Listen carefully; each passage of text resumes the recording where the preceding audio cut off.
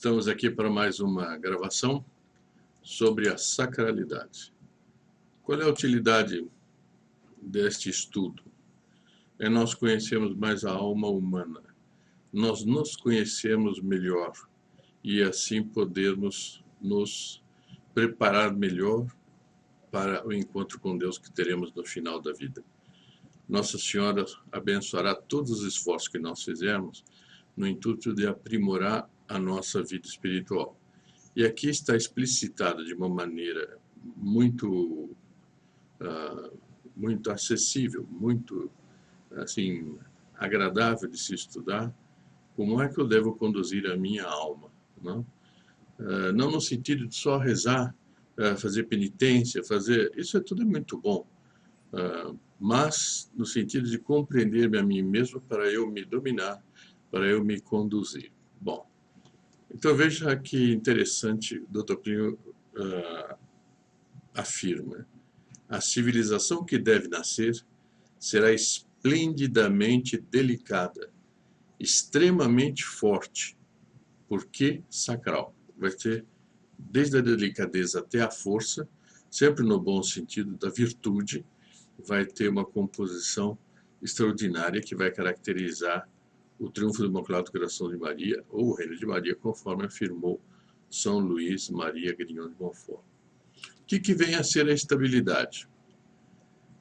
Diz Dr. Plínio, não a definimos como a imobilidade absoluta. Isso absolutamente não é.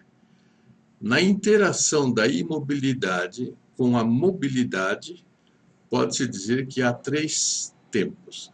Então, a imobilidade e a mobilidade tem que ter uma interação. Tem que existir uma e outra. Então, primeiro ele fala da estabilidade fecunda. O que é a estabilidade fecunda? O primeiro tempo é a estabilidade produtiva. A estabilidade fecunda, quer dizer, a pessoa está aparentemente parada, mas ela está germinando coisas. Tome uma fábrica, por exemplo. Uma fábrica é um fator de produção que, para produzir, pede todas as formas possíveis de estabilidade. Claro, ela vai produzir muita coisa, mas ela tem que ter muitos elementos da estabilidade. Por exemplo, um terreno estável. Se fizer um terreno mole, as máquinas acabam provocando defeitos no chão e as máquinas se desajustam. Depois, um prédio estável, o prédio tem que ser muito estável, sobretudo se ele tiver que suportar vibrações contínuas durante bom tempo, ele tem que ser muito estável.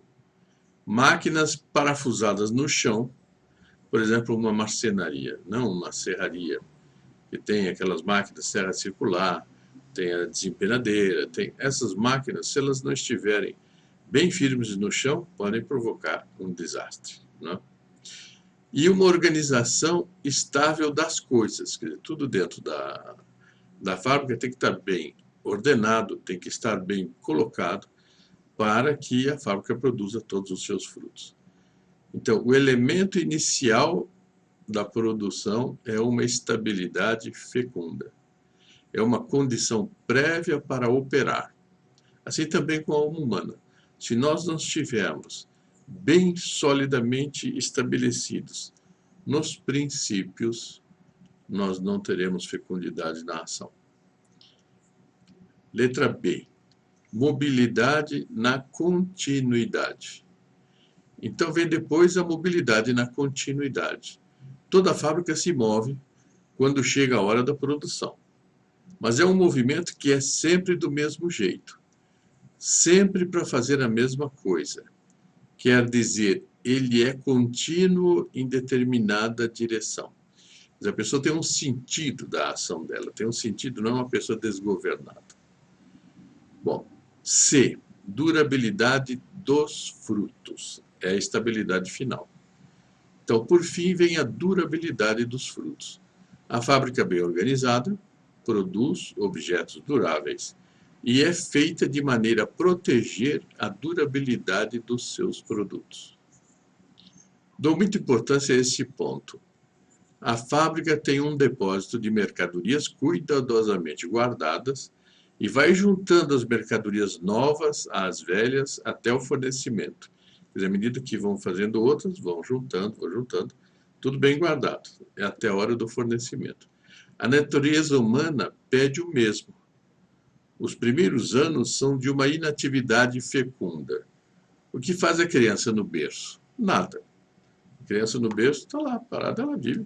Mexe um pouco os bracinhos, os pezinhos, todas as pernas, mas ela está fazendo o quê? Nada. Mas é uma ineficácia aparente. É um período de repouso e consolidação fecundo.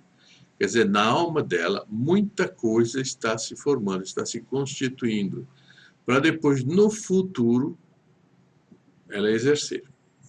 Quando o homem começa a agir, ele deve agir continuadamente na mesma direção. Quer dizer, no sentido do objetivo principal dele, ele deve agir sempre na mesma direção. A ideia de progresso aqui se soma à de continuidade.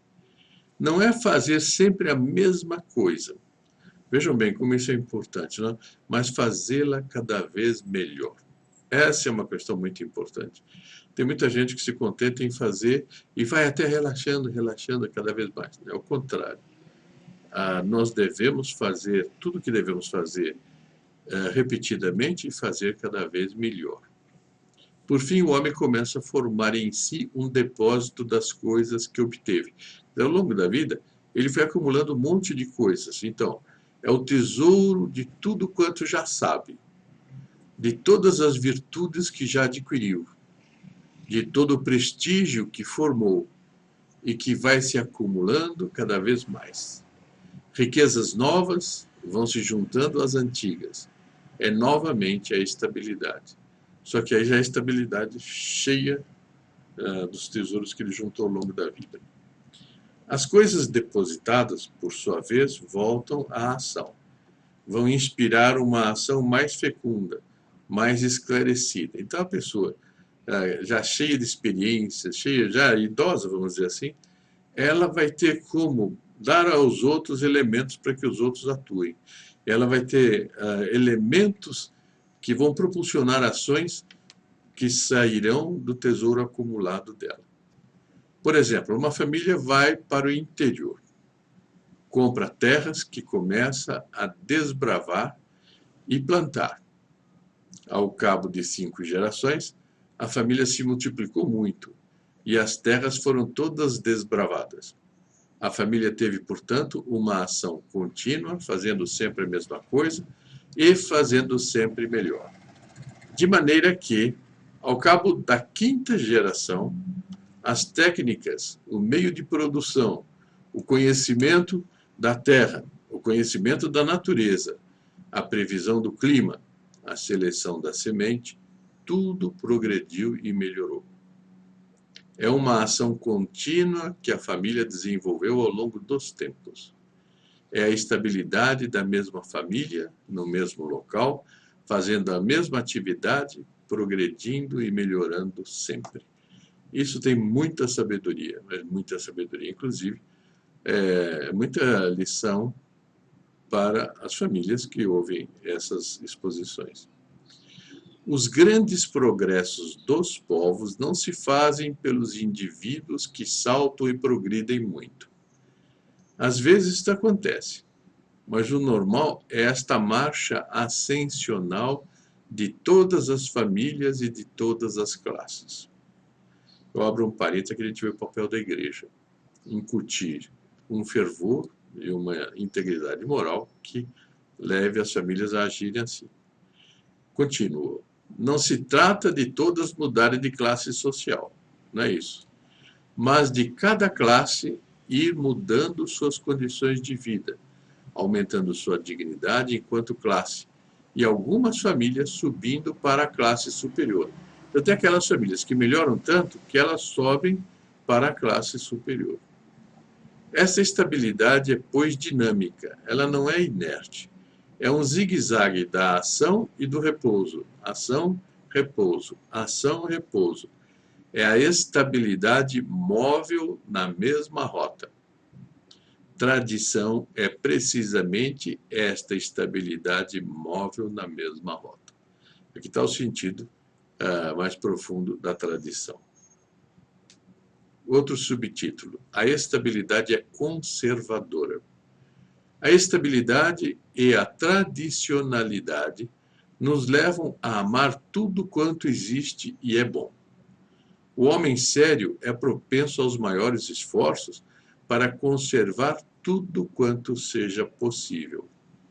Por exemplo, um país cresceu muito e as condições do governo exigem um palácio novo. Se o governante for um homem estável, não destruirá o palácio antigo, e a não ser que seja indispensável por certas razões especiais.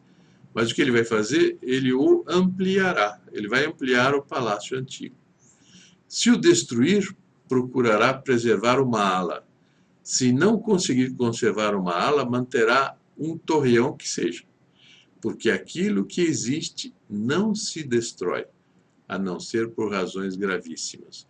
Outro elemento que é muito bom guardar. Um espírito revolucionário é o contrário. Ele destrói a menos que haja razões gravíssimas para não destruir, o que é contra a virtude da estabilidade. Sempre destrói, faz outra, destrói, faz outra, destrói, faz outra. Pode-se até chegar a um requinte, fazer esforços para conservar uma coisa que existe e não presta mais serviços. Para destruí-la, é preciso que ela atrapalhe muito. Aí está muito da grandeza da Inglaterra. A Inglaterra conservou muito essas coisas. Mas, se é preciso sacrificar, se sacrifica mesmo sem debilidade. Mete-se o cutelo e se liquida. Querendo, manda-se retratar antes, fazer a crônica, fotografar, medir para que a memória sobreviva. Mas se for para destruir, é para destruir.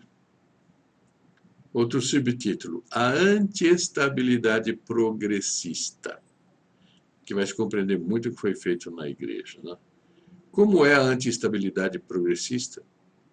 Tudo quanto existe deve ser visto com antipatia, por amor ao que vai existir, e deve ser destruído sempre que se consegue fazer com que deixe de ser indispensável. Então, o futuro degola o presente, como o presente degolou o passado. Na tradição é o contrário. O passado preparou o presente protege o passado e